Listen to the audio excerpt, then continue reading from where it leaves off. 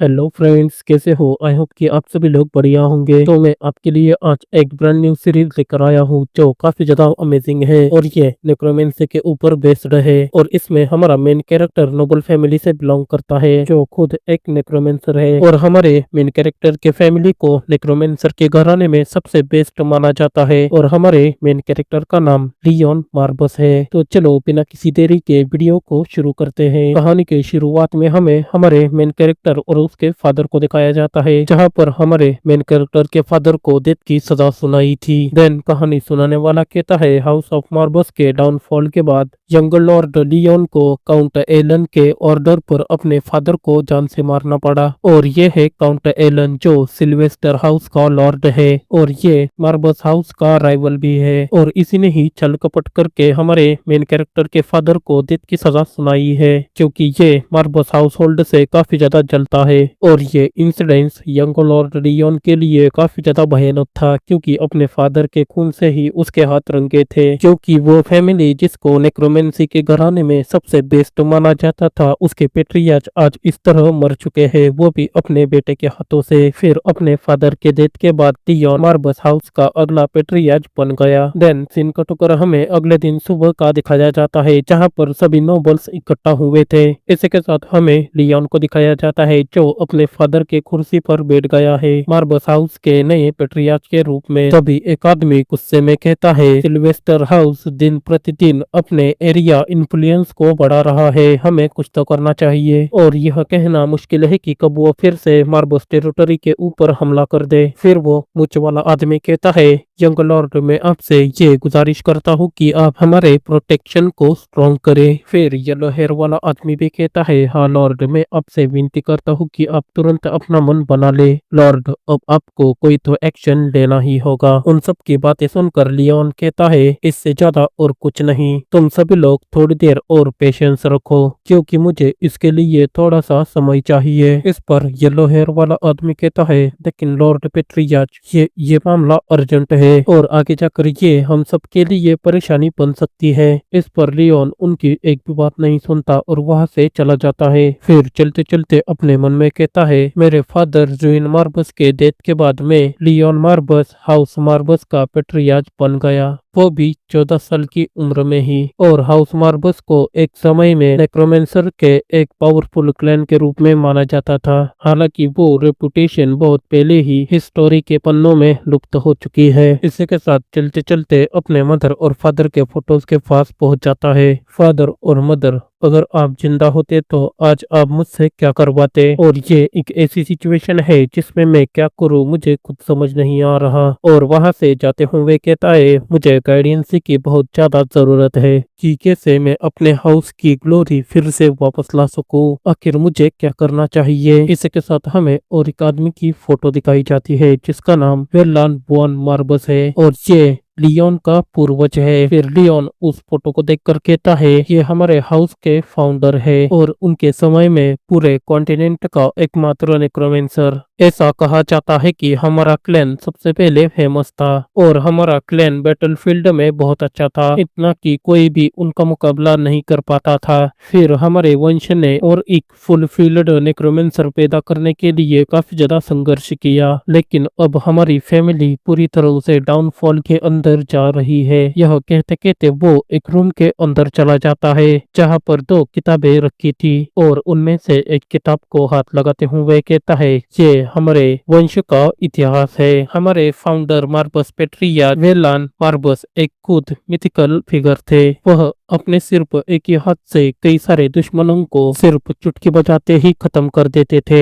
उस वक्त उनकी पावर एक अनदर लेवल पर थी जो कोई भी उनकी पावर लेवल का मैच नहीं कर सकता था। और वो अनडेड की पूरी आर्मी को भी समन कर सकते थे और उन्होंने सिर्फ अपने पावर के बदौलत पूरे ईस्ट को अपने अंडर ले लिया। फिर ईस्ट को हासिल करने के बाद पूरे 2 महीने बीत गए और ऐसा कहा जाने लगा कि पेट्रियार्च वेलान मार्बस ने डीमन किंग मार्बस के साथ समझौता कर लिया और कॉन्टिनेंट के ग्रेट रहस्यों को सबके सामने लाया। इसके अलावा उन्होंने खतरनाक किताब नेक्रोनोमिकॉन का यूज करके पूरे कॉन्टिनेंटल पर अपना कब्जा किया। इसी के साथ उस नेक्रोनोमिकॉन किताब को देखने लग जाता है और कहता है और कहता है फाउंडर पेट्रियाज वेलन मार्बस के गुजरने के बाद ये किताब अभी भी यहाँ पर ही है और हमारे फाउंडर ने यह कीमती बुक हमें विरासत में सौंपी है। इसके साथ उस बुक को उठाते हुए कहता है और इसी बुक ने हमारे मार्बस हाउस की काफी ज्यादा मदद की है। तभी उस बुक से आवाज आने लग जाती है, यंग मास्टर मुझे पढ़ो। यह सुनकर लियोन हैरान होते हुए कहता है कौन है, और अपने मन में कहता है ये तो टेलीपैथिक मैसेज है, लेकिन इस जगह पर एंटी मैजिक शील्ड है, तो फिर टेलीपैथिक टेक्निक का यूज कौन कर सकता है? क्या मैं पूछ सकता हूँ कि मैं किससे बात कर रहा हूँ? तभी वो आवाज फिर से आ जाती है, मेरे बच्चे मुझसे डरो मत, मैं तुमको और तुम्हारे फैमिली को कोई भी खतरा नहीं देता। यह सुनकर लियोन कहता है और मैं आपकी बात पर कैसे यकीन करूँ? तब लियोन अचानक ही अजीब डायमेंशन में चला जाता है। फिर जैसे ही वो अपनी आंखें खोलता है वो सामने की ओर देखकर काफी ज्यादा हैरान हो जाता है, क्योंकि उसके सामने एक बहुत बड़ा शेर होता है जो उसे ही घूरे जा रहा था। फिर लियोन उससे कहता है आखिर ये जगह कौन सी है? यह सुनकर वो शेर कहता है क्या तुम्हारे पूर्वज ने मेरे बारे में तुमको नहीं बताया? इस पर लियोन कहता है क्या तुम मेरे फादर रुइन मार्बस की बात कर रहे हो? यह सुनकर वो शेर कहता है हाँ, मैं रुइन की बात कर रहा हूँ और मैं ये महसूस कर सकता हूँ कि उसके और मेरे बीच का जो माना का धागा है वो टूट गया है। इसी के साथ बहुत ज्यादा गुस्सा होते हुए कहता है तो बच्चे मुझे जल्दी से बताओ कि तुम्हारे फादर की डेथ कैसे हुई और उनको किसने मारा?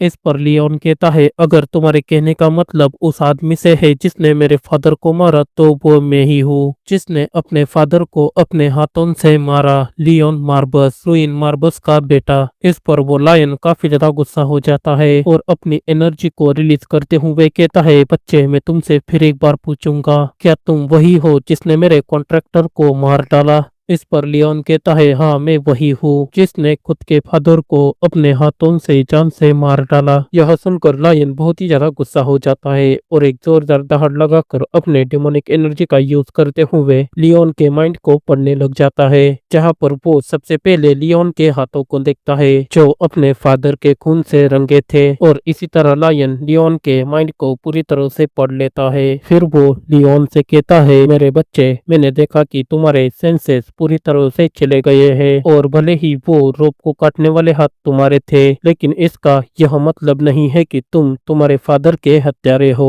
इस पर लियोन निराश होते हुए कहता है यह सच नहीं है और ये बात तुम बखूबी जानते हो। यह सुनकर लायन पहले तो हाँ कहता है, उसके बाद अपने मन में कहता है उसकी निराशा को छोड़कर जो बात सचमुच मेरे समझ से परे है वो ये है, उसके अंदर मुझे बहुत ज्यादा ऑरा महसूस हो रहा है, इतना कि मैं उसका अंदाजा भी नहीं लगा सकता, और ऊपर से वो डार्कनेस जो इसके अंदर है। आखिर इस बच्चे को क्या हो गया है? ऐसा कैसे हो सकता है? इतने कम उम्र के लड़के के अंदर इतनी ज्यादा मैजिकल फोर्स कैसे हो सकती है? आखिर इस बच्चे को देखकर मेरे दिल में इतनी ज्यादा बेबसी क्यों उठ रही है और मुझे ऐसा क्यों लग रहा है कि ये लड़का जल्द ही अपने एंसेस्टर्स को सरपास कर देगा, यानी कि पूर्वज को। तो फिर ठीक है, मैं अपने आप को इंट्रोड्यूस करता हूँ। मेरा नाम मार्बस है और मैं हेल के 72 डीमंस में से एक हूँ जिसने डेमोनिक रिलम के साथ अपना नाता तोड़ दिया और मानव जाति के साथ रहना पसंद किया। तो गाइस आज से हम इस लायन को मार्बस ही कहेंगे। तो फिर चलो फिर से टॉपिक की ओर बढ़ते हैं। मार्बस कहता है मैं वेलन मार्बस का बहुत अच्छा दोस्त था। इस पर लियोन कहता है हाँ, मैं तुम्हें कहानियों से जानता हूँ। जब हमारे एंसेस्टर्स ने मार्बस हाउस को इस्टेब्लिश किया था तब आपने ही हमारे एंसेस्टर्स को नेक्रोमेंसी की कला सिखाई थी। इस पर मार्बस कहता है हाँ, मैं वही हूँ। एक समय हुआ करता था जब मेरा मुकाबला कोई भी नहीं करता था, लेकिन अब मैं नेक्रोनोमिकॉन से बंधा हुआ हूँ और अपने फुल पोटेंशियल का यूज नहीं कर सकता। फिर लियोन कहता है मार्बस द ब्लैक लायन, हमारे फाउंडिंग पेट्रियार्च कहा करते थे कि नेक्रोमेंसी हमारे खून में है, लेकिन तुम्हें देखकर अब ऐसा लग रहा है कि तुम अपना हमसे नाता तोड़ने करने आए हो। इस पर मार्बस कहता है क्या तुम्हें छोड़ना, लेकिन तुम्हारे मन में अचानक ही ऐसा ख्याल क्यों आया। फिर लियोन कहता है हमारे एंसेस्टर्स लॉर्ड वेलन के समय से ही हाउस मार्बस उनके जैसे लेवल का नेक्रोमेंसर पैदा करने में अनकैपेबल रहे हैं, तो इसका मतलब यही हुआ कि आपने हमें छोड़ दिया है। इस पर मार्बस कहता है एक बात मैं तुम्हें क्लियर कर देना चाहता हूँ बच्चे, तुम और तुम्हारे एंसेस्टर्स एक ट्रू नेक्रोमेंसी के पावर को अनकैपेबल हो रहे हो। ऐसा इसलिए क्योंकि तुम सभी बहुत ज्यादा कमजोर हो, इतना कि तुम सभी लोग एक वेसल को भी ठीक से दे नहीं सकते। इस पर लियोन कहता है क्या एक वेसल। फिर मार्बस कहता है अभी भी तुम में से कोई भी वेलान के टैलेंट के सामने जरा भी टिक नहीं सकता, और तुम सभी सिर्फ उसके पैरों की धूल ही हो। वो इतना ज्यादा स्ट्रांग था कि तुम में से कोई भी उसके लेवल तक पहुंच भी नहीं सकता। इस पर लियोन पहले तो सोचता है, फिर कहता है हाँ आपने जो कहा वो बिल्कुल ही सही है। यह देखकर मार्बस लियोन से कहता है हाँ मैं देख रहा हूँ कि तुम ट्रुथ को जल्द ही एक्सेप्ट कर लेते हो। इस पर लियोन कहता है हाँ वॉर के समय में कमजोर लोगों को हार का सामना करना ही पड़ता है, और यही इस दुनिया का अनचेंजिंग रूल है। फिर लियोन की बात सुनकर मार्बस कहता है क्या इसी तरह तुमने तुम्हारे फादर के डेथ को एक्सेप्ट किया। लियोन कहता है इससे क्या फर्क पड़ता है, ईमानदारी से कहूँ तो उनके डेथ में कोई भी स्पेशल बात नहीं थी, और उन्होंने कहा था कि इस पर मार्बस कहता है उन्होंने क्या कहा। फिर लियोन कहता है जब तक कि आपने हमारे हाउस से पूरी तरह से मुंह नहीं मोड़ लिया लॉर्ड मार्बस, तो तब मैं आपसे एक फेवर मांगू। मार्बस कहता है क्या एक फेवर, पर मुझे ऐसा नहीं लगता। फेवर तो सिर्फ एक काइंडनेस है, और उससे केवल सिर्फ एक ही पार्टी को लॉस होता है, और कोई भी डीमन किसी के भी ऊपर काइंडनेस नहीं दिखाता। तो एक तो तुम उसके साथ समझौता तो कर सकते हो या फिर सौदा। यह सुनकर लियोन कहता है तो फिर बहुत अच्छी बात है, मैं नेक्रोमेंसी के पावर के लिए तुमसे समझौता करना चाहता हूँ, क्या मुझे वो पावर देना आपके वश में है। और गाइड इसी तरह लियोन मार्बस को अपने जाल में फंसा लेता है। फिर मार्बस कहता है तुम्हारे जैसे छोटे लड़के को मेरे एबिलिटीज के ऊपर सवाल उठाने का कोई भी अधिकार नहीं है। इसके अलावा मैं तुमको वो पावर क्यों दूं, और तुम्हारे पास ऐसा क्या है, और तुम्हें लगता है कि तुम उस पावर को डिजर्व करते हो। इस पर लियोन कहता है हाँ मैं उस पावर को डिजर्व करता हूँ, और अगर मैं कोई टैलेंटलेस चपरासी होता तो मुझे तुम जैसे ग्रेट डीमन के साथ बातचीत करने की परमिशन नहीं मिलती। ऊपर से ऐसा कहा जाता है कि ऑर्डिनरी लोगों को केवल डीमन से बातचीत करने की जरूरत होती है, इससे पहले कि उनका सारा माना लूट लिया जाए, उससे पहले ही वे हेल्यूशियन का शिकार बन जाएंगे, और लास्ट में जब डीमन उनका सारा काम पूरा कर लेता है तो वे अपनी जिंदगी को खो देते हैं। और यह सब कुछ जानते हुए भी मैं तुम्हारे साथ डील कर रहा हूँ, तो इसका मतलब ये है कि मुझ में भी कम से कम कुछ न कुछ तो पोटेंशियल है। लियोन की बात सुनकर मार्बस हैरान होते हुए अपने मन में कहता है ये लड़का तो काफी ज्यादा टैलेंटेड है, और उसमें पोटेंशियल की भी कोई कमी नहीं है। तभी लियोन कहता है जैसा कि मैंने कहा कि आप किसी भी डीमन से अगर रिक्वेस्ट करेंगे तो इसे एक समझौते के रूप में माना जाएगा, और यह मुझे अच्छी तरह से याद है। और जहाँ तक मेरी बात है मैं ऐसा मानना बेवकूफी नहीं समझता कि मेरे पास बदले में देने के लिए कुछ तो हो। इस पर मार्बस पहले तो लियोन की तरफ ही देखने लग जाता है, फिर बाद में जोर जोर से हंसने लग जाता है और कहता है लड़के तुम तो काफी ज्यादा एक्सीलेंट हो, तो चलो समझौता करते हैं नेक्रोमेंसर ब्लड लाइन के यंग लॉर्ड।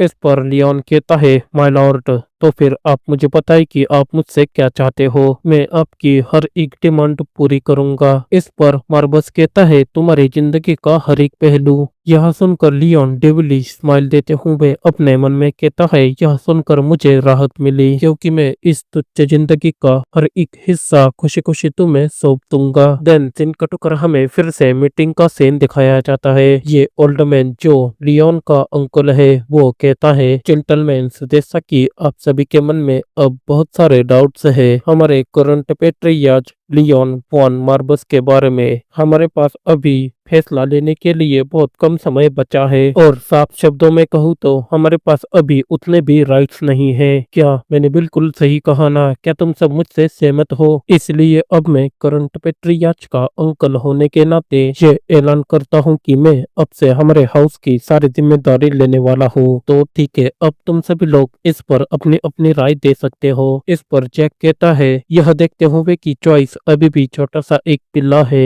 जो अभी बड़ा भी नहीं हुआ और उसे इस मामले के बारे में ज्यादा कुछ पता भी नहीं है, तो मैं बेशक उनके अंकल के बात से सहमत हूँ। वैसे भी हम इतना ज्यादा इम्पोर्टेंट डिसीजन किसी भी छोटे से बच्चे के हाथों पर सौंप नहीं सकते। तो मेरा मानना यह है कि फिलहाल के लिए फैमिली के सभी मामलों को संभालने के लिए करंट पेट्रियार्च के अंकल सर के चल से बेहतर और कोई भी नहीं है। यह सुनकर पुलेन कहता है, बेहतर होगा कि जैसा हो सके वैसा ही रहने दो, क्योंकि लॉर्ड लियोन फॉर्मर पेट्रियार्च के डायरेक्ट डिसेंडेंट है और अगले पेट्रियार्च भी, और हमारे फैमिली के रूल के अकॉर्डिंग वही पेट्रियार्च बन सकता है जो हमारे हाउस का डायरेक्ट डिसेंडेंट हो या फिर सक्सेसर। इस पर जग गुस्सा होते हुए कहता है, जब हमारी पूरी फैमिली ही डिस्ट्रॉय हो सकती है तो हम किसी ऐसे व्यक्ति को हमारा पेट्रियार्च क्यों बनाए जो महज सिर्फ 14 साल का बच्चा हो, और ऊपर से सिल्वेस्टर फैमिली जो कभी भी हम पर हमला कर सकती है। इसलिए हमें हमारे हाउस के रूल्स को अब साइड में कर देना चाहिए, क्योंकि इससे हम सभी बहुत बड़े खतरे में पड़ सकते हैं। और ऊपर से तुम उस बेवकूफ यंग लॉर्ड के साथ हो, यह जानते हुए कि उसे कुछ भी नहीं आता। क्या तुम सचमुच हमें मरवाना चाहते हो? इस पर पुल्लेन गुस्सा होते हुए टेबल पर हाथ मारते हुए कहता है, सर जैक तुम इससे बात करो, यह मत भूलो कि तुम अभी भी उनके फादर के वजह से ही इस जगह पर बैठे हो,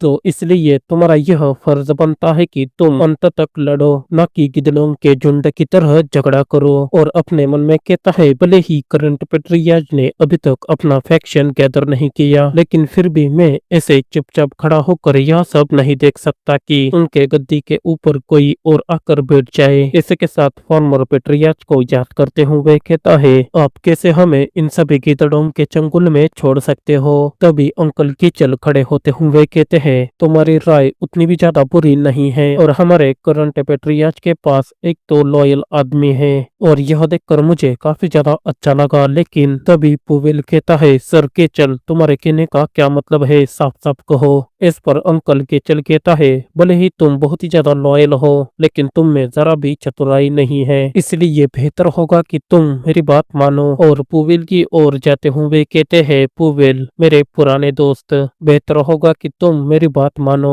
क्योंकि और अपने हाथों में ऑरा का यूज करते हुए कहता है, मुझे तुम्हारे राय से जरा भी फर्क नहीं पड़ता। और क्या तुम सभी को लगता है क्या मैंने तुम सभी को इसलिए बुलाया है क्योंकि मैं तुम सभी लोगों की राय जान सकूं?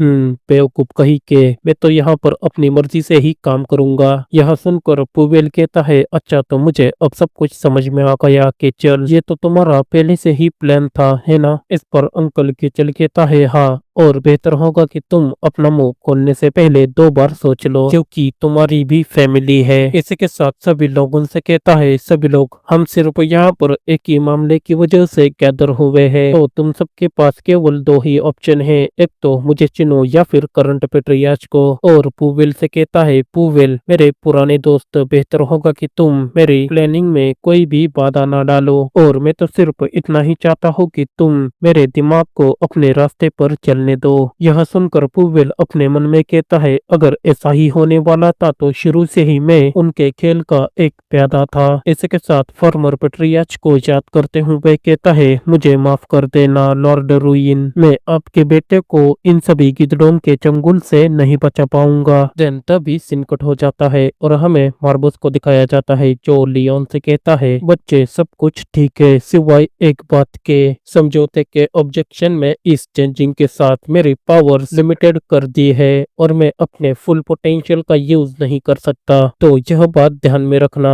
और मैं तुमको बता दूं, तुम्हारे फादर जितने ज्यादा सॉफ्ट और भोले थे, उसके मुकाबले उनके अंदर बहुत सारा माना था, इतना कि तुम सोच भी नहीं सकते। इस पर लियोन कहता है, इस बारे में सोचकर मुझे ऐसा लगता है कि कोई भी ह्यूमन जो किसी डीमन के साथ समझौता करता है, तो डीमन को फिर से अपने माना को बढ़ाने के लिए अपने कॉन्ट्रैक्टर से मैजिकल एनर्जी लेनी पड़ती है। क्या मैंने बिल्कुल सही कहा ना? तो अब मुझे बताओ कि मुझे आगे क्या करना है। यह सुनकर मार्बस अपनी चुटकी बजाते हुए कहता है, तुम ज्यादा कुछ तो नहीं कर सकते, पर अभी के लिए तुम्हें अपने मानव पर कंट्रोल करना सीखना चाहिए। इसके साथ मार्बस को चारों तरफ से ब्लैक एनर्जी घेर लेती है और फिर वो ब्लैक एनर्जी हटने के बाद हमें मार्बस को दिखाया जाता है जो छोटा सा बन चुका था। फिर कहता है, इस फॉर्म को बनाए रखना कम बोझिल है ना? इस पर लियोन कहता है, हाँ मुझे भी ऐसा लगता है, क्योंकि इसमें ज्यादा माना खर्च नहीं होता और ऊपर से तुम इस फॉर्म में बहुत क्यूट भी दिख रहे हो। यह सुनकर मार्बस काफी ज्यादा गुस्सा होते हुए कहता है, कॉन्ट्रैक्टर अगर तुमने और एक बार मुझे क्यूट कहा तो मैं तुम्हारे चेहरे का नक्शा ही बिगाड़ दूंगा, क्या तुम समझे? इस पर लियोन कहता है, ठीक है मैं समझ गया, अब ऐसा दोबारा नहीं होगा। फिर मार्बस वहां से जाते हुए कहता है, तो फिर ठीक है चलो यहाँ से चलते हैं। लियोन कहता है, रुको हम कहाँ पर जाने वाले हैं? मार्बस कहता है, तुमने ही तो कहा था ना कि तुमको ऐसी पावर चाहिए जो तुम्हारे एंसेस्टर से भी काफी ज्यादा ताकतवर हो, है ना? यह सुनकर लियोन कहता है, हाँ मुझे लगता है कि मैंने ऐसा कहा था। फिर मार्बस कहता है, अगर तुमको तुम्हारे एंसेस्टर्स के लेवल तक पहुंचने का मौका मिले तो तुम्हें उनके फुटप्रिंट्स पर चलना ही होगा।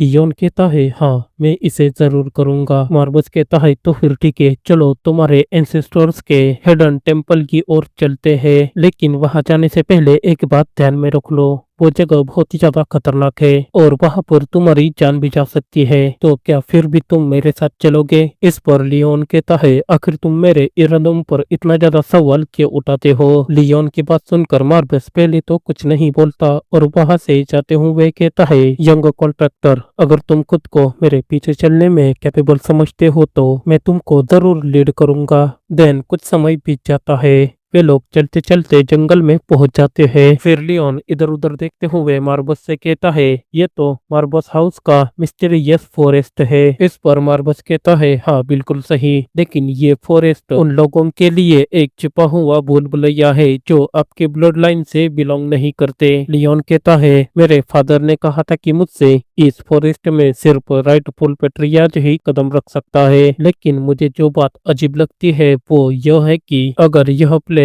मेरे एंसेस्टर्स को नेक्रोमेंसी की पावर देता है तो फिर क्यों हमारे बाकी के एंसेस्टर्स इतना ज्यादा कमजोर थे? इस पर मार्बस कहता है, क्योंकि उनमें से कोई भी सक्सेसफुली इस ट्रायल में पास नहीं हो सका। मैं इमेजिन कर सकता हूँ कि जब सबसे जरूरी रिक्वायरमेंट की बात आई तो उनमें कमी पाई गई। यह सुनकर लियोन कहता है, क्या कमी पाई गई? इस पर मार्बस कहता है, केवल वे ही लोग जिनके पास purest shade of the black है और एलिमेंट ऑफ द अबाइस है, वे ही लोग टेम्पल तक का रास्ता क्लियर कर सकते हैं। इसी के साथ हमें दिखाया जाता है उन दोनों को चारों ओर से पर्पल कलर का फॉग घेर लेता है। मार्बस कहता है, और आज तक किसी ने भी इस शर्त को पूरा नहीं किया। यह सुनकर लियोन कहता है, हाँ यह बिल्कुल साफ साफ दिख रहा है। फिर मार्बस अपने एक ही हाथ के इशारे से वहां का सारा फॉग डिस्ट्रॉय कर देता है। फिर फॉग हटने के बाद हमें मिस्टीरियस टेम्पल को दिखाया जाता है। मार्बस कहता है, तो फिर चलो बिना किसी देरी के हमें अंदर जाना चाहिए। फिर वे दोनों भी अंदर चले जाते हैं। अंदर जाने के बाद लियोन को किसी की आवाज सुनाई देती है। कोई कहता है, मेरे डिसेंडेंट तुम अंदर आ सकते हो। इस पर लियोन भी अपना पहला कदम अंदर की ओर बढ़ा लेता है। फिर सीढ़ियों से नीचे उतरते हुए मार्बस लियोन से कहता है, कॉन्ट्रैक्टर अब मैं तुम्हारी कोई भी हेल्प नहीं कर सकता, इसलिए अलर्ट रहना। इस पर लियोन कहता है, बहुत बढ़िया, लेकिन तुमने तो कहा था कि यह मेरे सिर्फ कैपेसिटी की टेस्ट है ना? यह सुनकर मार्बस कहता है, अच्छा तो ठीक है, मैं तुम्हें एक सलाह देना चाहूंगा। लेकिन तभी लियोन की बुक ग्लो करने लग जाती है। ये वही नेक्रोनोमिकॉन बुक है। फिर उसे ग्लो करते हुए देखकर मार्बस लियोन से कहता है, हर समय तुम नेक्रोनोमिकॉन के इंस्ट्रक्शन को फॉलो करो। ही यह तुम्हारे रिवॉर्ड जो नेक्रोमेंसी की पावर है उसी ओर ले जाएगा। इस पर लियोन भी नेक्रोनोमिकॉन बुक को फॉलो करने लग जाता है। तभी नेक्रोनोमिकॉन किताब सामने की ओर जाकर रुक जाती है। यह देखकर लियोन भी साइड के दरवाजे की ओर देखने लग जाता है और वो दरवाजा खोलते हुए अंदर चला जाता है। फिर हमें अंदर कई सारे गॉब्लिन्स को दिखाया जाता है जो लियोन को देखकर घूरने लग जाते हैं। इसी के साथ लियोन की नजर फिर से साइड की ओर चली जाती है जहां पर हमें एक लड़की को दिखाया जाता है जिसे इन सभी गॉब्लिन्स ने मिलकर बांधा था। फिर वो बुक लियोन के पास वापस चली आती है और अपने आप उस बुक के पन्ने पलटने लग जाते हैं। फिर लियोन उस बुक को पढ़ने लग जाता है। उस बुक में लिखा हुआ था, इसी तरह मैं अपने पीछे गार्डियंस की थ्योरी को छोड़ जाऊंगा और डिवाइन रिलिक नेक्रोनोमिकॉन के मैक्सिमम पोटेंशियल का यूज करूंगा। और पहला सीक्रेट है डेड लोगों को फिर से जिंदा करना। इसी के साथ हमें उन गॉब्लिन्स को दिखाया जाता है जो धीरे धीरे करते हुए लियोन की तरफ आगे बढ़ रहे थे, लेकिन लियोन अभी भी उस बुक को ही पढ़े जा रहा था। उसमें लिखा था, और तुम्हें इस सब की शुरुआत पहले एक जिंदा प्राणी या आदमी को मारने से शुरू करनी होगी। फिर लियोन अपने नाइफ को बाहर निकाल लेता है और उन सभी गॉब्लिन्स के सामने खड़ा हो जाता है। तभी एक गॉब्लिन बड़ी तेजी से लियोन के ऊपर अटैक कर देता है, लेकिन लियोन इन मौके पर उसके अटैक से बच जाता है, जिससे उस गॉब्लिन का गार्ड डाउन हो जाता है। और इसी मौके का फायदा उठाते हुए लियोन उसके गर्दन के ऊपर एक अटैक कर देता है, जिससे वो गॉब्लिन वहीं पर ही निपट जाता है। फिर सामने की ओर देखकर कहता है, इससे एक बात तो पता चलती है, और अपने पास्ट को याद करने लग जाता है, जहाँ पर वो अपने फादर के साथ एंसेस्टर्स के ग्रेव के पास खड़ा था। तभी लियोन के फादर उससे कहते हैं, लियोन इसे ध्यान से सुनना, हमारे मार्बस हाउस में हम सबसे ज्यादा किसको रिस्पेक्ट देते हैं? यह सुनकर लियोन कहता है, इसका जवाब तो बहुत ही ज्यादा आसान है, हम तो डेथ को ही अपना आइडोलाइज मानते हैं, यानी कि अपना आदर्श मानते हैं। इस पर उसके फादर कहते हैं, हाँ बिल्कुल सही, क्योंकि हम नेक्रोमेंसर क्लैन से बिलोंग करते हैं और हम अनडेड लोगों पर ही अपना कंट्रोल करते हैं, इसलिए हम डेथ की सबसे ज्यादा रिस्पेक्ट करते हैं। इस पर लियोन पहले तो थोड़ी देर सोचता है, फिर बाद में कहता है, लेकिन इसका क्या मतलब है फादर, हम डेथ की ही सबसे ज्यादा रिस्पेक्ट क्यों करते हैं? यह सुनकर उसके फादर कहते हैं, नेक्रोमेंसर्स को चाहे या ना चाहे लोगों की जान लेनी ही पड़ती है। अगर वे डार्क मैज के रूप में ज्यादा पावर हासिल करना चाहते हैं तो क्या यह सही नहीं है? खैर, मैं देख रहा हूँ कि तुम अपने फैमिली के हिस्ट्री की काफी ज्यादा पढ़ाई कर रहे हो, और हाँ मेरे बेटे, एक बात मत भूलो कि हम डार्क मेजेस है और हमसे कॉन्टिनेंट के पूरे या फिर बहुत सारे लोग डरते हैं। तो हालांकि इसका मतलब यह नहीं है कि हमें हर्टलेस विलेन बनना चाहिए, इसलिए तुम्हें मुझसे एक बात का वादा करना होगा। इससे कोई भी फर्क नहीं पड़ता कि एक दिन वॉर में तुम्हारा सामना किससे होगा, जब तक तुम उनके डेथ पर या लाइफ पर कंट्रोल रखते हो तब तक तुम उनका एंड पीसफुली बनाना। यह सुनकर लियोन उसके फादर की तरफ ही देखने लग जाता है। देन तभी सीन प्रेजेंट का दिखाया जाता है।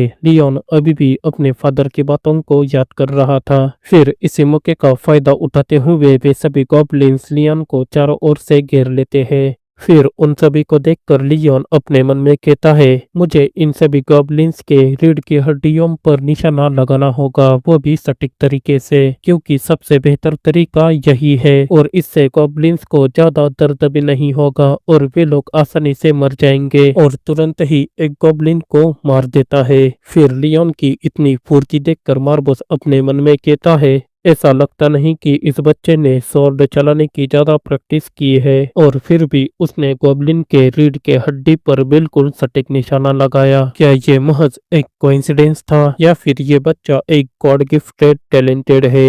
वैसे भी मुझे यह जल्द ही पता चल जाएगा। तभी लियोन अपने मन में कहता है, मैंने उनमें से एक तो मार डाला है, लेकिन यह मेरा लक है न कि स्किल, क्योंकि गॉब्लिन्स नेचुरली काफी ज्यादा चालाक और स्ट्रांग होते हैं, और यह बात उनको अच्छी तरह से पता है कि किस जगह पर हमला करना है और किस जगह से भागना है। इसी के साथ नीचे देखते हुए कहता है, और ऊपर से डार्कनेस के कारण ऊंचाई का अंदाजा लगाना थोड़ा सा मुश्किल हो रहा है, और इतना ही नहीं, बीतते समय के साथ मेरी आंखों को ठीक से दिखाई भी नहीं दे रहा। मुझे याद है कि जब मैंने पहला गॉब्लिन मारा था तब एक मशाल बुझ गई थी। इसी के साथ आगे बढ़ते हुए कहता है, इसलिए मुझे जितना हो सके उतना डार्कनेस के साथ अपना तालमेल बिठा कर रखना होगा, और तुरंत ही एक गॉब्लिन के गर्दन के ऊपर अटैक कर देता है, जिससे वो गॉब्लिन वहीं पर ही निपट जाता है। फिर यह देखकर पीछे से एक गॉब्लिन लियोन के ऊपर अटैक करने करने के लिए आगे बढ़ जाता है। इस पर लियोन तुरंत ही उस गॉब्लिन को सेंस कर लेता है और उसके अटैक से बच जाता है। फिर तुरंत ही उस गॉब्लिन के गर्दन के ऊपर एक अटैक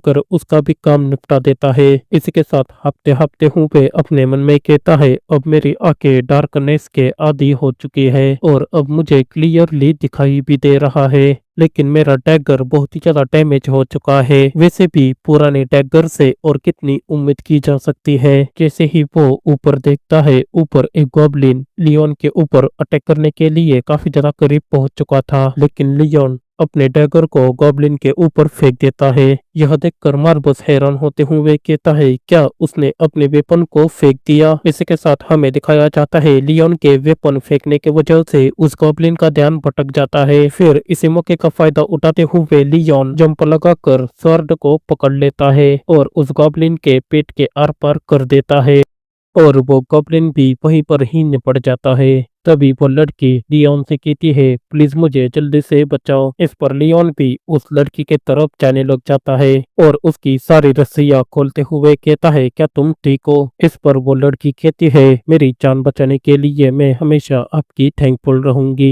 लेकिन तभी लियोन अपनी स्वॉर्ड को उस लड़की के पेट के आर पार कर देता है और बड़े ही भारी आवाज में उस लड़की से कहता है, मुझे मेरे फादर की एक सलाह याद आई। उन्होंने मुझसे कहा था कि जब वे अपनी कॉन्टिनेंट के जर्नी पर गए थे तब उनका सामना ह्यूमन के जैसे बात करने वाले एक मॉन्स्टर से हुआ था। उसके पास भी बिल्कुल तुम्हारे जैसे ही एबिलिटी थी। वो ह्यूमन के जैसे बात और उनकी नकल करता था। तभी वो मॉन्स्टर जोर से चिल्लाने लग जाता है और अपने असली फॉर्म में आने लग जाता है। फिर लियोन उस मॉन्स्टर से कहता है, और इसके अलावा उन्होंने मुझसे कहा था कि यह बात कभी मत भूलना, जो लोग दूसरों को धोखा देते हैं और उनका शोषण करते हैं वे लोग पीसफुल एंड को डिजर्व नहीं करते और वे लोग भी वही दर्द डिजर्व करते हैं। और मुझे लगता है कि तुमको भी अब सबक सिखाना पड़ेगा क्योंकि तुम भी उसी के लायक हो। फिर सिनकटोकर हमें बियर बार को दिखाया जाता है जहाँ पर लियोन के अंकल दो लड़कियों के साथ बैठकर मजे कर रहे थे।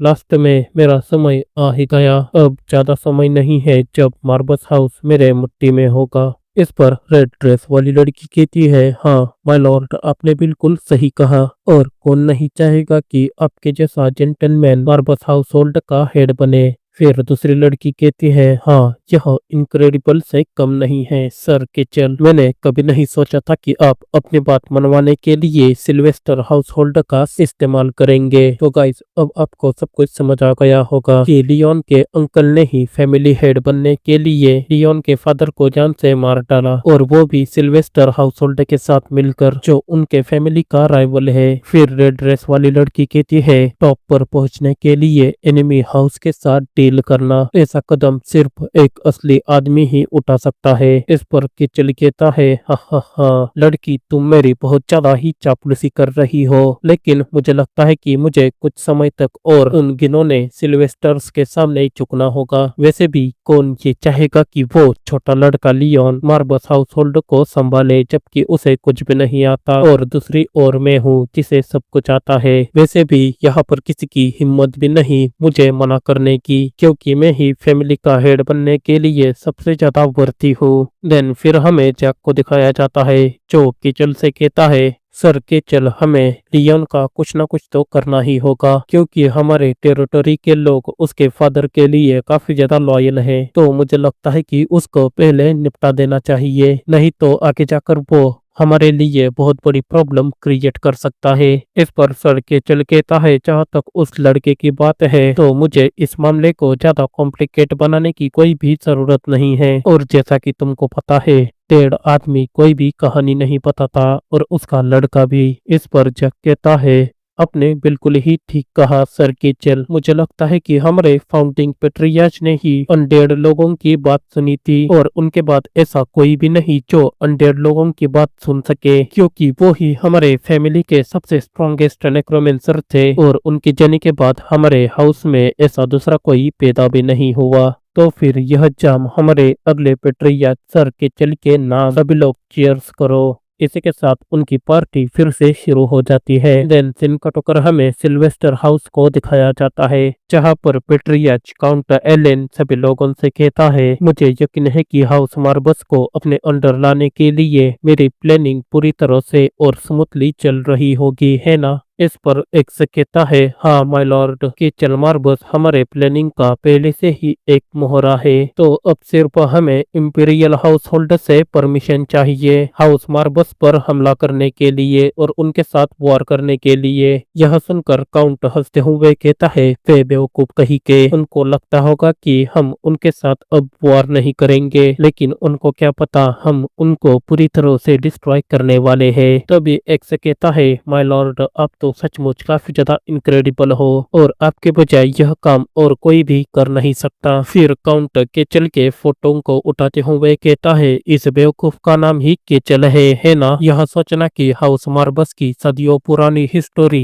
एक बेवकूफ के हाथों पूरी तरह से डिस्ट्रॉय हो जाएगी। ये केचल कितना ज्यादा बेवकूफ है, वो अपने ही हाथों अपने हाउस को पूरी तरह से डुबा रहा है। इसी के साथ एक्स से कहता है, तुम जल्दी से जाओ और सारी प्रिपरेशन पूरी करो।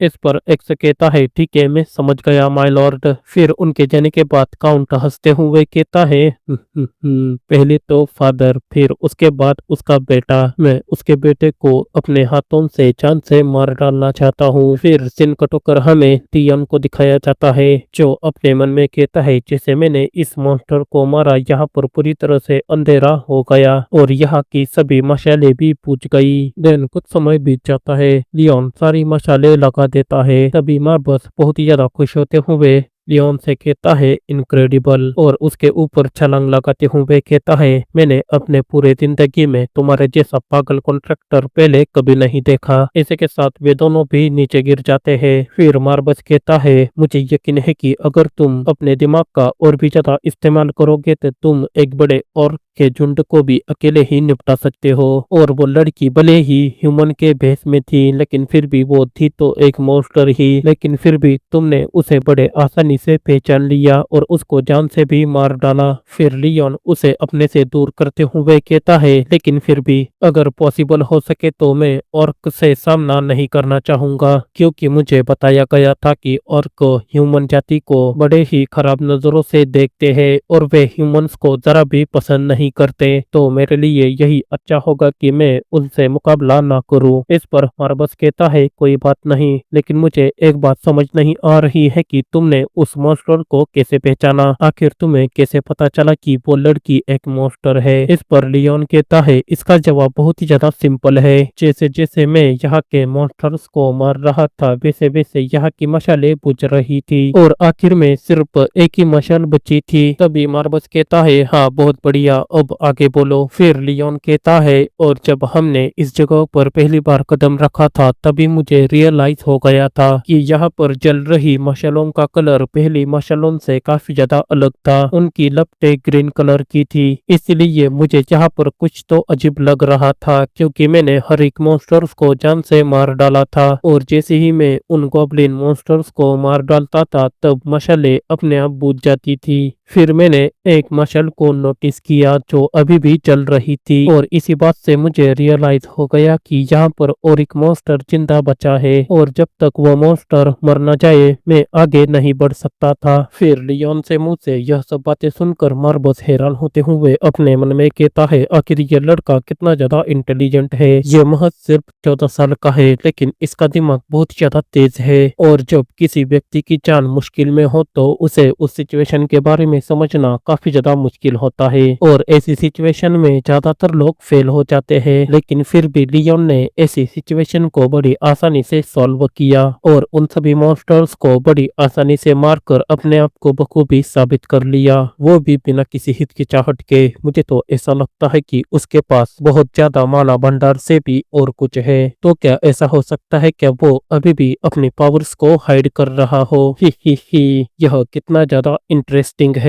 मुझे तो इस चीज का इंतजार ही नहीं हो रहा है कि यह लड़का मुझे आगे जाकर और क्या क्या दिखाने वाला है। इसी के साथ वो लियोन से कहता है, तुमने पहला टेस्ट तो क्लियर कर लिया है, तो अब चलो दूसरे टेस्ट की ओर बढ़ते हैं। तभी नेक्रोनोमिकॉन अपने आप ही ग्लो करने लग जाती है और उसके पन्ने भी अपने आप ही पलटने लग जाते हैं। तभी नेक्रोनोमिकॉन में से एक आवाज आती है। उसमें लिखा हुआ था, पहले तो तुमको जिंदा जानवर को मारकर शुरुआत करनी होगी और दूसरा तुमको गिरे हुए को उठाना होगा। यह सुनकर लियोन हैरान होते हुए अपने मन में कहता है, क्या गिरे हुए को उठाना, क्या इसका मतलब अनडेड है? फिर वो उन सभी मरे हुए गॉब्लिन्स को देखकर मुस्कुराता है और अपने मन में कहता है, अब मुझे सब कुछ समझ में आ गया। इस पर मार्बस भी कहता है, हाँ बिल्कुल सही, जरा उन गॉब्लिन्स की तरफ देखो जिनको तुमने जान से मारा है। फिर अपने आंखों के विजन को मैक्सिमाइज करने के लिए अपने माना को अपने आंखों की तरफ भेजो। फिर तुमको उनके बॉडी पर एक लाइन दिखेगी जो हमारे किताब नेक्रोनोमिकॉन से जुड़ी हुई है। इस पर लियोन भी वैसा ही करता है, वो अपने माना को अपने आंखों की तरफ भेज देता है। फिर उसे पर्पल कलर की लाइन दिखने लग जाती है जो उस मॉन्स्टर्स के बॉडी से जुड़ी थी। तभी मार्बस कहता है, नेक्रोमेंसर्स के लैंग्वेज में इस लाइन को डेथ लाइन कहा जाता है। इस पर लियोन भी उस किताब को पढ़ते हुए कहता है, हाँ, एक लाइन जो डेथ के लिमिट्स को पार करती है। फिर यह लाइन हर एक सोल को इस दुनिया से अगली दुनिया से जोड़ती है। यह सुनकर मार्बस कहता है, हाँ बिल्कुल सही, एक नेक्रोमेंसर अनडेड व्यक्ति की सोल को फिर से जिंदा करने के लिए उनके सोल को उनके बॉडी से अलग करता है। फिर नेक्रोमेंसर्स अपने माना के साथ उन सभी मरे हुए लोगों की सोल को कंबाइन कर उनके अंदर एक नई जान फूंक देता है, यानी कि उन सभी को फिर से जिंदा करता है। फिर तुम उनको जो चाहे वो कमांड दे सकते हो। इसके साथ वे सभी गॉब्लिन्स फिर से जिंदा हो जाते हैं और उनके सिर के ऊपर लियोन के माना का निशान बन जाता है। सचमुच ये लड़का तो काफी ज्यादा कमाल का है। इसके साथ हमें उसी गॉब्लिन को दिखाया जाता है जो लियोन की तरफ अपनी स्वॉर्ड को तान देता है। फिर मार्बस लियोन को बताता है, इस प्रोसेस को ब्रांडिंग कहा जाता है। बेशक अनडेड सोल्जर्स को बनाने के और भी कई सारे मेथड्स है, लेकिन यह सिर्फ एकमात्र ऐसा मेथड है जो मॉन्स्टर्स पर वर्क करता है और बाकी बातें मैं तुम्हें कभी और दिन बताऊंगा। इस पर लियोन खड़े होते हुए कहता है, तो फिर ठीक है। फिर मार्बस कहता है, तो फिर ठीक है, तुम इसे खुद से ट्राई करो। फिर लियोन कहता है, लेकिन मुझे तुमसे कुछ पूछना है। इस पर मार्बस कहता है, हाँ पूछो। लियोन कहता है, मेरे फादर ने मुझसे कहा था कि किसी ह्यूमन को अनडेड बनाना किसी मॉन्स्टर्स को अनडेड बनाने से कई ज्यादा मुश्किल है। तो क्या तुम्हें लगता है क्या मैं उस लेवल तक पहुंच चुका हूँ जहाँ पर मैं ह्यूमंस को भी अनडेड बना सकता हूँ? इस पर मार्बस कहता है, ऐसा लगता है कि तुम्हें किसी ह्यूमन को अनडेड बनाना है। मैंने सही कहा ना? तो फिर क्या तुम मुझे बताओ कि क्या वो बदकिस्मत कौन है? इस पर लियोन कहता है,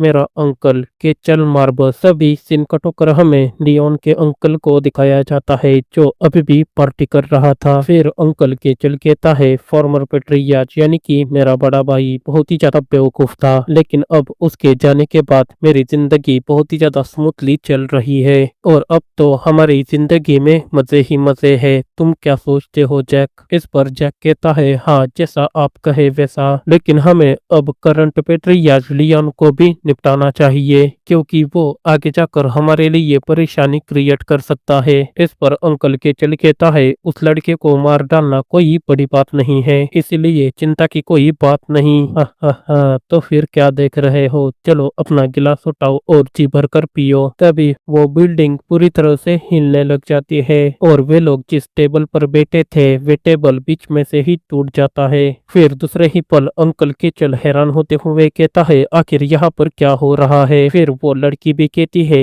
यह जगह तो मैजिकल बैरियर से प्रोटेक्ट है, तो फिर अचानक ही ऐसा क्या हुआ? तभी अंकल केचल इधर उधर देख कर कहते हैं, लड़की शांत हो जाओ। इसके साथ सामने की ओर देख कर कहते हैं, वहाँ पर कौन है? जल्दी से बाहर आ जाओ। वैसे भी अब मार्बस टेरिटोरी में ऐसा कोई भी नहीं बचा जो मुझ पर हमला कर सके। तभी अंकल केचल से कोई कहता है, अच्छा तो तुमको ऐसा लगता है क्या तुम पर कोई हमला नहीं कर सकता? और ये होता है लियोन जो कि अपने ऑरा को अनलिश करते हुए अंकल केचल को ही घूरे जा रहा था। फिर अंकल केचल लियोन को देखकर कहते हैं, अरे जरा देखो तो हमारे यहाँ कौन आया है। इसके साथ अपने एसोसिएशंस लोगों को बुलाते हुए कहता है, जरा देखो तो ये हमारे यंग पेट्रियाज है। इस पर लियोन कहता है, तुमने तो अपने पेट्रियाज को बड़े आसानी से पहचान लिया, ऐसा लगता है कि तुम मुझसे काफी ज्यादा लॉयल हो। फिर अंकल कहता है, आखिर तुम इतनी रात पर यहाँ पर वो भी बिना बताए क्यों आए हो? क्या तुम में मुझसे कोई काम है? इस पर लियोन कहता है, यह कितना ज्यादा अजीब सवाल है।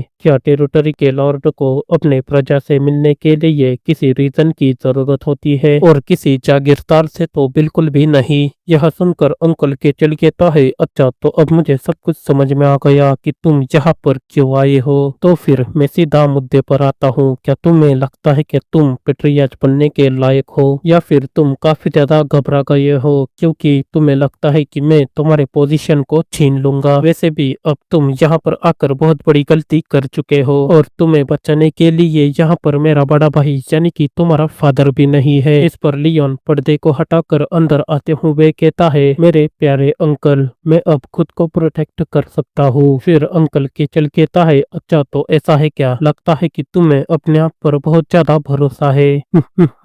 मेरे प्यारे भतीजे, आज तुम पीसफुल मौत नहीं मरोगे। इस पर लियोन कहता है, अबे ओ बूढ़े घुसड़, तुम्हें लगता है क्या मैं यहाँ पर अकेला आऊंगा। यह सुनकर अंकल कहता है, आखिर तुम क्या क्या बकवास कर रहे हो, और क्या तुम्हें लगता है कि तुम मेरा कुछ उकड़ पाओगे। तभी अचानक ही जमीन में से पर्पल कलर की एनर्जी बाहर आने लग जाती है। फिर यह देखकर अंकल के चल घबराते हुए अपने मन में कहता है, आखिर ये क्या है, ये कोई कॉमन मैजिक नहीं लग रहा। नहीं, एक मिनट रुको, ये तो अबाइस का मैजिक है। तो गाइस, मैं आपको अबाइस का मैजिक बताता हूँ। अबाइस का मैजिक यानी कि सबसे पावरफुल डार्क मैजिक, और ये दूसरी दुनिया से आता है। फिर अंकल के चल कहता है, हाँ मैं इस सेंसेशन को जानता हूँ, और मैं एक ऐसे डार्कनेस को महसूस कर रहा हूँ जो बहुत ही ज्यादा डीप है, इतना कि एक मॉर्टल भी इस डार्कनेस के एंड तक नहीं पहुँच सकता। फिर सामने की ओर देखकर कहता है, नहीं ऐसा नहीं हो सकता, ये तो अनडेड है। इसी के साथ हमें दिखाया जाता है लियोन अपने अनडेड आर्मी को समन कर लेता है, यानी कि शैडो सोल्जर्स को। तो गाइस, ये थोड़ा थोड़ा सोलो लेवलिंग जैसा है ना, क्योंकि जिनवू भी अपने शैडो आर्मी को समन करते हुए कहता है अराइज, और अपना मेन कैरेक्टर भी ठीक वैसे ही कह रहा है अराइज। तो फिर चलो फिर से टॉपिक की ओर बढ़ते हैं। मेन कैरेक्टर अंकल से कहता है, हाँ आपने बिल्कुल सही कहा, यह मेरे अनडेड सोल्जर्स है। इस पर अंकल के चल हैरान होते हुए कहता है, आखिर कैसे, ये कैसे पॉसिबल है, यहाँ तक कि मेरा भाई भी इस पावर को हासिल नहीं कर सका। लियोन कहता है, बूढ़े घुसड़, शायद तुम यह भूल रहे हो कि हाउस मार्बस नेक्रोमेंसर्स का एक बहुत बड़ा क्लैन था, और अभी भी है, और मेरे अंदर अभी भी नेक्रोमेंसर्स का खून है। यह सुनकर उसके अंकल गुस्सा होते हुए कहते हैं, आज तो तुम गए काम से, और अपने असेशियन लोगों से कहता है, इस लड़के को आज यहीं पर ही जिंदा मार दो। इस पर उसके लोग भी लियोन के ऊपर अटैक करते हुए कहते हैं, ठीक है सर। और असेशियंस की स्वॉर्ड जैसे ही लियोन के करीब आ जाती है, तभी एक गॉब्लिन वहां पर आकर उस असेशियन की स्वॉर्ड को लियोन से दूर फेंक देता है। फिर यह देखकर वो असेशियन भी काफी ज्यादा हैरान हो जाता है, और अपने मन में कहता है, आखिर कैसे, ये तो काफी ज्यादा फास्ट है। तभी वो गॉब्लिन उस असेशियन के ऊपर एक अटैक कर उसे बीच में से ही फाड़ देता है। और यह सब देखकर लियोन का अंकल काफी ज्यादा घबरा जाता है, और अपने मन में कहता है, आखिर ये गॉब्लिन्स इतने ज्यादा स्ट्रॉन्ग कैसे हो सकते हैं। इसी के साथ हमें उन सभी गॉब्लिन्स को दिखाया जाता है जो उन सभी असेशियंस लोगों को बहुत ही ज्यादा ब्रूटली मार रहे थे। फिर यह देखकर अंकल के चल लियोन से कहता है, तुम तो एक मॉन्स्टर हो। इसी के साथ अपने मन में कहता है, लेकिन यहाँ पर कुछ तो गड़बड़ है, यह पूरी तरह से अनऑर्डिनरी है, मुझे कुछ ना कुछ तो करना ही होगा। और अपने डार्क एनर्जी को अपने हाथों में गैदर करने लग जाता है। आखिर कैसे ये लड़का इतने कम समय में नेक्रोमेंसी के आर्ट को इतने अच्छे से सीख सकता है। लेकिन मैं भी अब ऐसे ही खड़े नहीं रह सकता, नहीं तो मैं जहाँ पर मारा जाऊंगा। और लियोन से चिल्लाते हुए कहता है, आखिर तुम कैसे फाउंडिंग पेट्रियार्च के पावर्स का यूज कर सकते हो। इस पर लियोन कहता है, क्योंकि मैं इस पावर के वर्ती हूँ। अंकल के चल कहता है, लेकिन कैसे, नेक्रोमेंसी आर्ट तो लुप्त हो चुकी है, और वो हिस्टोरी के पन्नों में भी नहीं है। यहाँ तक कि तुम्हारे फादर भी अपने पूरे लाइफ में इस आर्ट को नहीं सीख सके। तो क्या फिर भी तुम्हें लगता है क्या मैं ये मान लूंगा कि तुमने नेक्रोमेंसी की आर्ट पूरी तरह से सीख ली है? नहीं, यह सब बकवास है। तुम नेक्रोमेंसी के आर्ट के बिल्कुल भी लायक नहीं हो, और न ही तुम इसे सीख सकते हो। इस पर लियोन भी अपने डार्क ऑरा को रिलीज करते हुए कहता है, अगर तुम इस बात पर यकीन नहीं करते तो मुझे लगता है कि मेरे पास इसे साबित करने के अलावा और कोई चॉइस नहीं है। तो फिर अब मेरे प्यारे अंकल मरने के लिए तैयार हो जाओ और अपने अनडेड आर्मी को कमांड दे देता है। इस पर सभी अनडेड अंकल के चल की ओर अटैक करने के लिए आगे बढ़ जाते हैं। फिर उन सभी को आते हुए देखकर अंकल के चल भी अपने डार्क एनर्जी का यूज करते हुए उन सभी अनडेड लोगों के ऊपर एक अटैक कर देता है। इसी के साथ हमें दिखाया जाता है उस अटैक की वजह से अनडेड धीरे धीरे कर डिस्ट्रॉय होने लग जाते हैं। फिर अंकल केचल मुस्कुराते हुए कहता है, मुझे लगा ही था कि यह लोग मेरे सामने कुछ भी नहीं है। लेकिन तभी हमें दिखाया जाता है वो गॉब्लिन मॉन्स्टर फिर से अंकल केचल के ऊपर अटैक कर देता है। यह देखकर अंकल केचल घबराते हुए कहता है, आखिर आखिर कैसे, और अपने लोगों को आवाज लगाते हुए कहता है, जल्दी से इस मॉन्स्टर को मारो। लेकिन तभी अंकल केचल पीछे की ओर देखकर काफी ज्यादा घबरा जाता है, क्योंकि उसके सभी असिशियंस लोग पहले ही भगवान को प्यारे हो चुके थे। फिर अंकल केचल फिर से अपने डार्क एनर्जी का यूज करते हुए कई सारे डार्क बॉल्स क्रिएट कर लेता है और उन सभी गॉब्लिन्स के ऊपर अटैक कर देता है। लेकिन उन अटैक की वजह से गॉब्लिन्स को ज्यादा कुछ नहीं होता, वो फिर से हील हो जाते हैं। फिर यह देखकर अंकल केचल अपने मन में कहता है, आखिर कैसे मैं सिर्फ 14 साल के लड़के से कैसे हार सकता हूँ। नहीं, मुझे इस सिचुएशन से कैसे भी बाहर निकलना होगा। इसी के साथ हमें दिखाया जाता है एक गॉब्लिन बड़ी तेजी से अंकल केचल के ऊपर अटैक कर देता है और अपनी स्वॉर्ड को अंकल केचल के चेस्ट में घुसेड़ देता है। इस पर अंकल केचल के मुंह से खून निकलने लगता है, लेकिन वो फिर भी अपने डार्क एनर्जी का यूज करते हुए एक बॉल को क्रिएट कर लेते हैं। लेकिन वो डार्क एनर्जी से भरा बॉल भी डिस्ट्रॉय हो जाता है। लियोन, आखिर तुम्हारी हिम्मत कैसे हुई अपने ही खून के रिश्ते पर हमला करने की? यह मत भूलो कि मैं तुम्हारा अंकल हूँ, तो जल्दी से मेरे सामने घुटने टेको और मुझसे माफी मांगो। इस पर लियोन कहता है,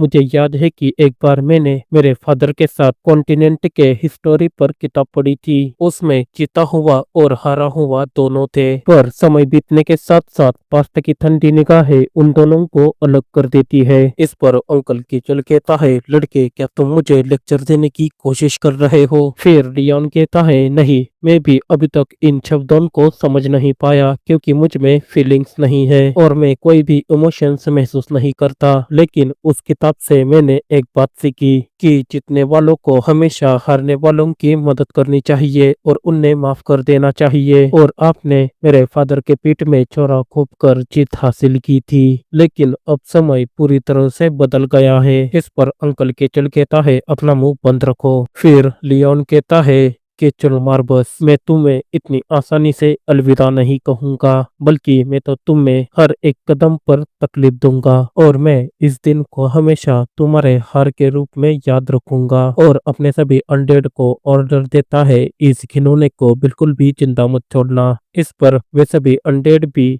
अंकल केचल के ऊपर अटैक करने के लिए आगे बढ़ जाते हैं और एक ही पल में अंकल केचल को बड़ी बेरहमी से मार देते हैं। फिर मार्बस लियोन से कहता है, तुम तो सचमुच काफी ज्यादा पागल हो, जैसा मुझे लगा था। मुझे तो अभी भी यकीन ही नहीं हो रहा कि एक नौसिखिया इतना ज्यादा अच्छे से नेक्रोमेंसी का कैसे यूज कर सकता है। तुम तो सचमुच बहुत बढ़िया हो लियोन। इस पर लियोन अजीब शक्ल बनाते हुए कहता है, अच्छा तो ऐसा है क्या? इसी के साथ डेविली स्माइल देते हुए कहता है, मेरे मन में अभी और एक प्लान है। यह सुनकर मार्बस कहता है, लड़के तो फिर मुझे जल्दी से बताओ कि वो प्लान क्या है। तभी सीन कट होकर हमें अगले दिन मीटिंग हॉल का दिखाया जाता है। फिर एक आदमी कहता है, आखिर हमें इतनी जल्दी एक मीटिंग में और क्यों शामिल किया है? क्या तुम लोगों को पता है क्या सर केचल ने हमें दोबारा क्यों बुलाया है? इस पर येलो हेयर वाला आदमी कहता है, नहीं, हमें भी नहीं पता, वैसे भी थोड़ी देर में हमें सब कुछ पता चल ही जाएगा। फिर टकला आदमी कहता है, लेकिन इतनी जल्द मीटिंग